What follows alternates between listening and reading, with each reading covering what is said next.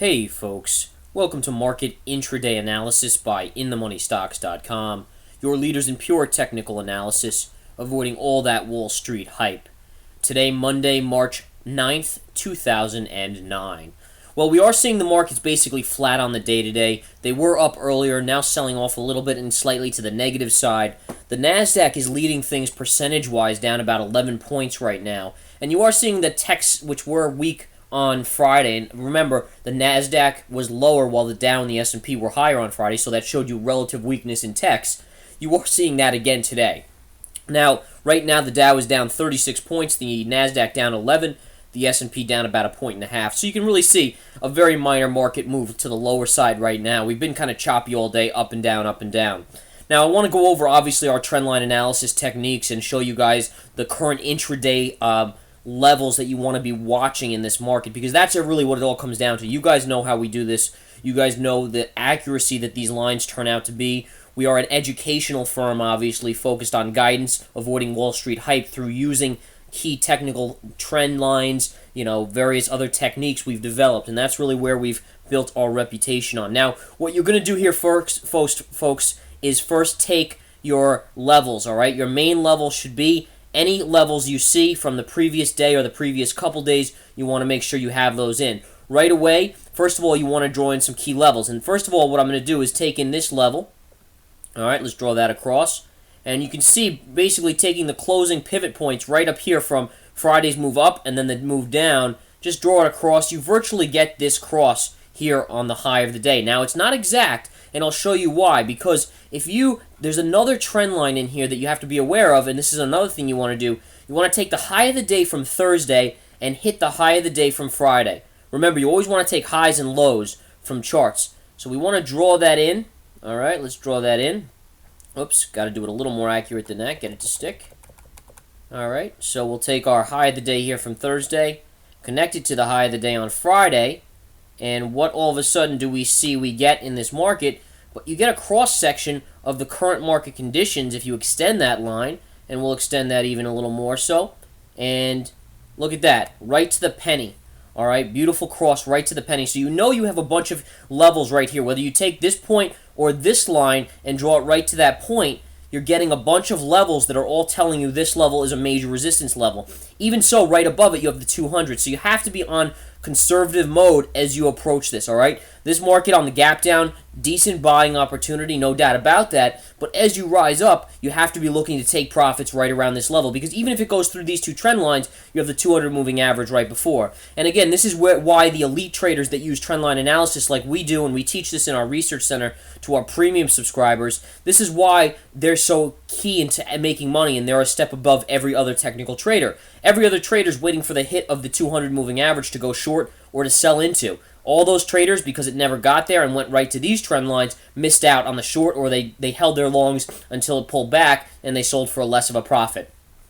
So very, very key to understand that. Next, the key levels we want to look for. First of all, take this here.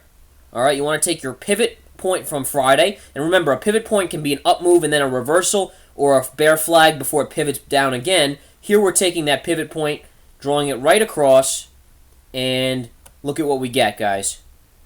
The pivot point from here on the market before the bounce, and look at what's happening. You just pivoted off it one more time. Little minor bear flag pop to the 20 moving average, and then look at this hard sell-off here. Big, big hard sell-off, hitting support at the 50 moving average now.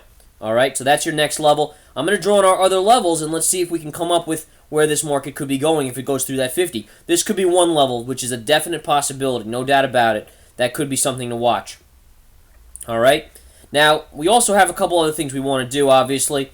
And for starters, what we want to do is you want to connect this point, the pivot point again, to the high of the last candle high of the day here. All right, let's do that. All right. And then look at that. So all of a sudden, by taking that high, connected to this point right here, the little tail high, so you're taking high and high again, and that's another key. You always want to remember, highs go with highs, closes go with closes, and so forth. And you get the points right here, and right here where you hit up against resistance, then you come down to the 20 moving average, and then move up right into it. Can't get through it for a third time, and that's a big failure, and you're going to collapse. Remember, if it doesn't get through on the first, second, or third times, it can oftentimes fail to the reverse side, especially in a bear market like this. And that's something you really, really got to remember, folks. All right, and then all of a sudden, you got the collapse to support, a minor bear flag in spirit of bear flag, and then a collapse right through. All right, and right down to the 50 moving average. You can see it even pierced it, went a little lower, and then ultimately trying to find its way back up a little bit on this chart. And this is all, again, just key trend line stuff that you need to know. I have my stochastics in here down here. We don't use stochastics, though, aside from divergences. All right, and I will almost never look at divergences on an intraday level, only on a daily, weekly, monthly level for a larger time frame. Other than that, I won't use it. Now, you are continuing to pierce this, so it's going to be interesting as we finish this video up whether or not you do hold the support of the 50 moving average. My general sense is we will, but there is a small possibility we will come down to this level before we bounce. But we'll watch. I still think we'll hold the 50. Why? Because it's really the first hit of the 50 in quite some time. You can see that since this morning's pushed through, you haven't retested that 50 moving average, and that's always a key in this market, guys, or in any market, any stock. First hit of the moving averages generally will dictate a bounce, or a small bounce at least, before it continues down. So we'll watch that as well. Let's go to the 60-minute chart next, folks, and we have the 60-minute SPY chart, which is another key thing. And really the trend line here is this one to watch. This is your big trend line. You can see how you hovered on it all the way down, bounced off of it, came down again, hovered right above it, touched it, bounced. Now you came up to the 20 moving average, and this is what you have to know. You have to know the 20 moving average is resistance, and look what happened. Consolidation, consolidation, a little bit of a minor breakdown, and then again we want to see, you don't want to take out the low here. This is the key. Don't take out this low. As long as this low holds, this can be somewhat of a bullish pattern. Also, this first candle of the day on the 60-minute, all these subsequent candles are inside bars. Inside bars are denoted by bars that do not break the low of that first big green candle. So you don't want to see that low broken either. That'll be a big support line. All right. What you want to really see is the market to eventually turn up here and break out off this pattern. If it breaks this bar, all of a sudden this becomes a negative pattern, and you should see the lows, or there's a high probability you will see the lows here. All right. So a lot of interesting things going on. The other thing you want to note is you have a little bit of a trend line forming now, like this, like so. All right, you're taking the highs here, connecting them to the highs here, and this will be a new breakout point. Right now, it's coinciding with the 20 moving average, but this is definitely something you're going to want to watch. Okay? So a lot of very interesting things. Remember, when we rallied up here before the ugly sell-off on Thursday, Friday, what you have to see is also you went right into this gap window resistance. All right, and this is a line you have to know. Look at how this gap is right here in the chart. If we had broken that gap window, you would have done gap fill and met resistance at this line. But we never did, and you can see the reversal. And always gap windows, big, big resistance. Gap fill as well. But nonetheless, you can see the move down that happened. Then you had another move up after you touched this line again. And then ultimately, you're now failing and coming back in. All right, we'll still watch these candles as we currently do this video, although we are coming towards the end of it. Now, a couple other things we want to look for, folks. Number one, let's go back to the intraday, and we'll kind of take a look. And again, you closed a little bit below. Let's see if we confirm. Remember, confirmation is key.